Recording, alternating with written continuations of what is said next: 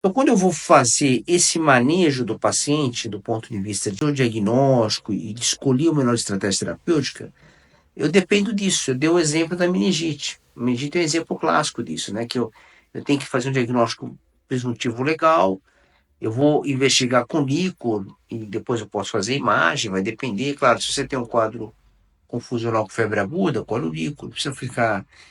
A tomografia, claro, você pode fazer, se tiver facilidade de fazer tomografia, você faz rapidamente para ver se não tem efeito de massa, nada, você vai poder pôr líquor só, tranquilo.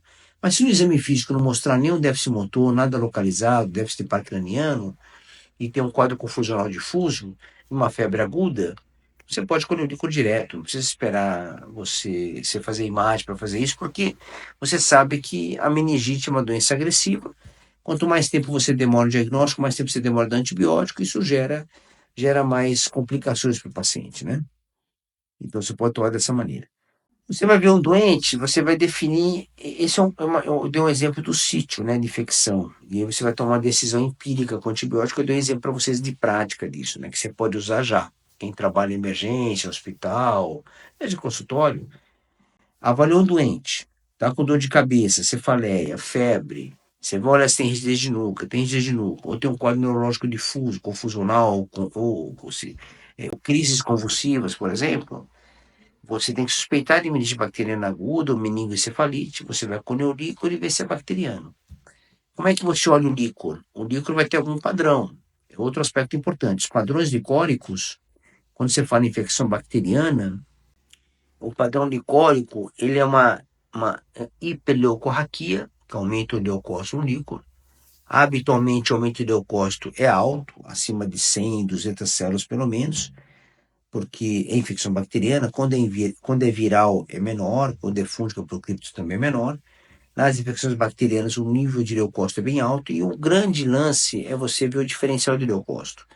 Então, habitualmente, o diferencial tem predomínio neutrofílico. Isso chama muita atenção sua e você consegue, com essa informação, direcionar para a bacteriana ou não. Se o predomínio é linfomononuclear, você vai pensar mais em viral, tá certo? E a partir desse dado, você já tem um diagnóstico adequado, né? Você consegue estudar o líquor e avaliar isso.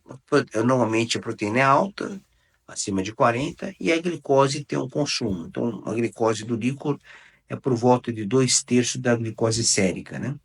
Então, você costuma ter nas infecções bacterianas hipoglicorraquia, que é uma queda da glicose no líquor. Então, essas informações te ajudam a tomar uma decisão em relação ao diagnóstico mais correto, mais adequado. E aí eu falei para vocês, então o esquema terapêutico mais adequado para você utilizar, então usar só ceftriaxona isoladamente não é uma conduta legal. Então hoje empiricamente você vai associar a vancomicina até você ter o resultado da cultura e tomar uma decisão mais assertiva de acordo com a cultura antibiograma.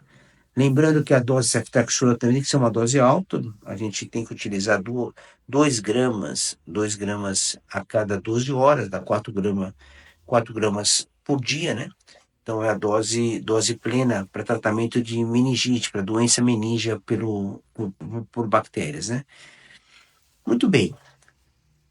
Outro exemplo clássico desse aspecto do ponto de vista de manejar os doentes com infecção está relacionado nessa escolha do antibiótico. A escolha do antibiótico, como eu falei para vocês, vai depender de alguns aspectos. Então, o diagnóstico é importante. Então, por exemplo, você tem uma suspeita diagnóstica de uma infecção do endocárdio, por exemplo, uma endocardite, né? Então, como que você vai suspeitar disso? O paciente chega com febre aguda, ou uma infecção pulmonar, uma pneumonia aguda, ou uma infecção óssea, uma osteomielite aguda, ou artrite séptica, né? Claro, todas essas doenças acabam tendo direcionamento clínico. Então, você vai ter na história algum tipo de direcionamento que te ajuda a suspeitar o sítio infeccioso. Então, se ele tem, por exemplo, uma suspeita de infecção cardíaca ou de endocárdio, o que você espera que ocorra, né? Então, ele vai ter febre, tudo bem? A febre sempre é um padrão importante nessas avaliações. E quando você tem infecção de endocárdio, uma das características importantes é a presença de sopro na ausculta. Então, vejam só, voltando tudo de novo, né, pessoal? Voltando na anamnese, no exame físico. Então, a gente volta à mesma conversa. Então, quando a gente vai falar sobre o exame físico, eu estou detalhando o exame físico. Eu estou escutando com detalhe, escutando o sopro, né? Habitualmente, o sopro das endocardites são sopros de insuficiência da válvula, né? Então, as válvulas ficam estenóticas por causa da endocardite. Habitualmente, ficam insuficientes. Então, você pode ter um sopro sistólico na ponta, insuficiência mitral, um sopro diastólico, regurgitativo, de insuficiência aórtica, né? Na área aórtica e paraesternal. Então, você precisa dessa informação para você suspeitar que há uma infecção no endocárdio da válvula. Isso é um dado importante.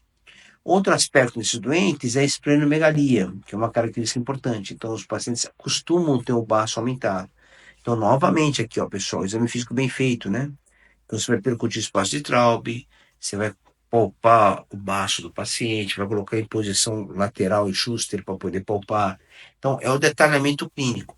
E o quarto ponto importante do cardíaco são as embolizações. Então, você tem que ver ponta de dedos, orelha, conjuntiva, ponta do pé, né? Abrir a boca para ver se não tem petequia, se não tem algum tipo de alteração petequial na mucosa oral. Então, veja que você precisa voltar para o exame físico, sempre está trazendo de volta. Olha a informação importante que você tem. Uma informação dessa, a diagnóstico paciente com febre lá. Começa a aparecer algumas petecas de extremidade. Olha a informação que você tem. Nunca tinha nada. E fala, nunca tive nada disso, doutor. Aí você vai lá, tá cheio de petequia, né? Então, é um dado muito importante na sua avaliação clínica. Tem que tomar cuidado com isso. Quando eu vou avaliar, por exemplo, doenças osteoarticular, eu vou ter normalmente localização da dor. Então, a dor, junto com a febre, vai te direcionar um diagnóstico, né? Uma suspeita diagnóstica. Então, quando são articulações mais de membros, você vai direto na articulação e vê se não flogístico. Vai ver edema articular, aumento de volume, você investiga se tem líquido ou não na articulação. Então, você pode pedir para fazer uma ultrassonografia daquela articulação para ver se não tem sinais de sinovite, sinais de derrame articular. Então, dá para você ter várias informações importantes. E o paciente com febre, com quadro agudo articular, você tem que pensar, opa, pode ser infecção bacteriana aguda da articulação, uma artrite séptica, por exemplo. Se for óssea dor, uma osteomielite aguda. Tudo isso é importante nessa avaliação.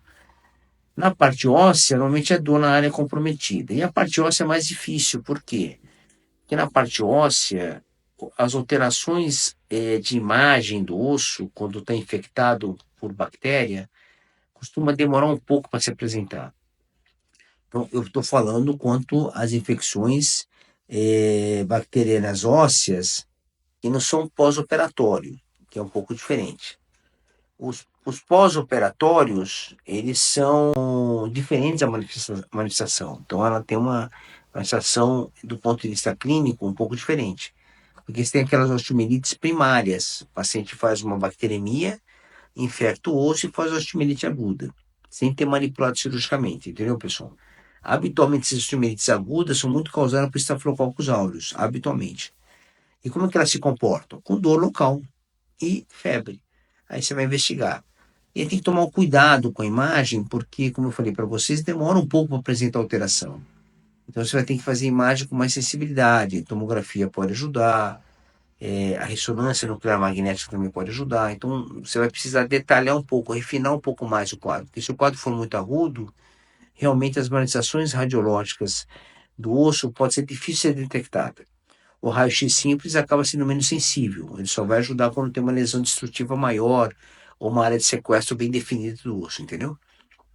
Então vejam só, é a partir dessas situações é que você vai raciocinando, você vai analisando o sítio de infecção, você vai analisar com isso qual é o tecido, qual órgão comprometido, porque você tem que estar pensando qual antibiótico eu vou usar para aquela biodisponibilidade tecidual, né?